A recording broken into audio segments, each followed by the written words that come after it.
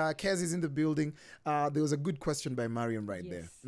Talk to us about the first instruments you interacted with and how that shaped you and the intersection between that and science.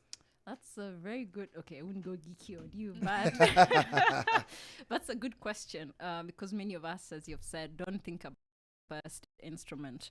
But to everyone who has a chance to speak out, that's usually your first instrument. Anyone who can speak actually can sing. There's so much potential because you can always get trained to do that. So that's just a bit of it. Then how did I get into it? So I first heard people sing when I was smaller. I have family who sing. So that was actually one of the kickstarters for me. It was like people sing around me, so it kind of grew on me. I have family who read music, so I also learned how to read. At least it pushed me to like figure, what is this? I see notes on a paper that looks like squiggly things, but what is this G clef? Oh, it's clef, and you're like, so that kind of pushed me at some point. Took it up in high school as well, and then after my own getting to learn other instruments pushed me into that. So, but I think what really helped was actually first being able to hear people do it. So that exposure was actually what I'd say is actually the turn of things. But I love that it's not just about you. No. Because you're a conductor, meaning you have to assemble a team. Correct. Why is it important to have team when it comes to such projects? I know there's the essence of team in music, but of course, generally, what's the essence of team? Just to make sure that we have things like communities around to make sure that something goes on and on and on. That's a great question. I love to say a few quotes I've learned over the years. One is, you are not really a success without a successor. Not to say that you cannot be successful, really, but I think the crux of life is actually to make life better.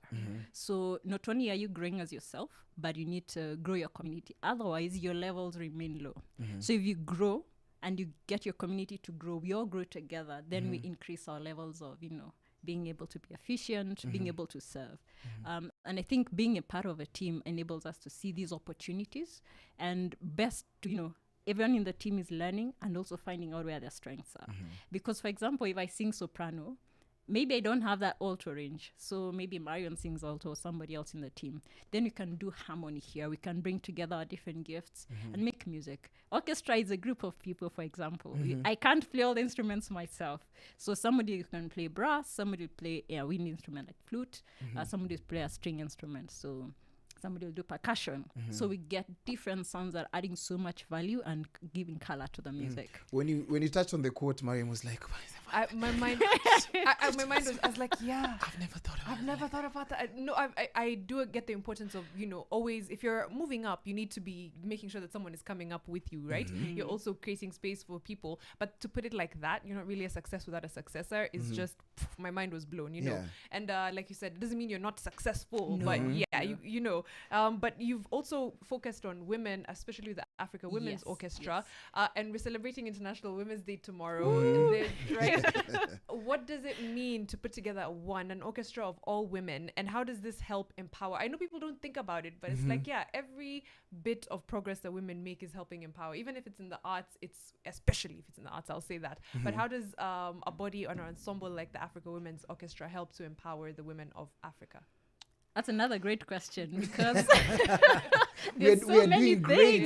We're doing great on the questions. She's like, great question. Great question. Because women, I think it's just a cultural thing. So we have a culture where, in part, not fully, but in part, where women are not given as much opportunity or equity. So you have to see how the dynamics of life are. For example, a woman would grow from a girl to a teenager to a young woman. God willing, she gets married, she gets a family, then, the rest continues. And the responsibilities in our community usually have it that once you, get married, you're committed to your family. Yeah. So our goal was actually to get an intergenerational group of women. So, connection, so that we have women from as young as possible to as old as possible playing music throughout their lifetimes. Because you have very great musicians who are women who drop off because of, roles in the community. Not in a bad way, but they have so much to add. Yeah. And women playing music have such a different flavor and color. We love the guys, but there's something that women have that when you listen to music played by women, compare it with maybe a mixed ensemble with men and women, you will actually hear a difference. There's a tenderness that comes to it. And I think that's something that a community can learn from.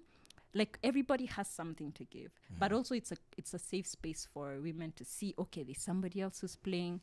You have shy people who are there. You have people with other, different belief systems who can still join us and still play music. And, we can share the color we have, different fashions and all that.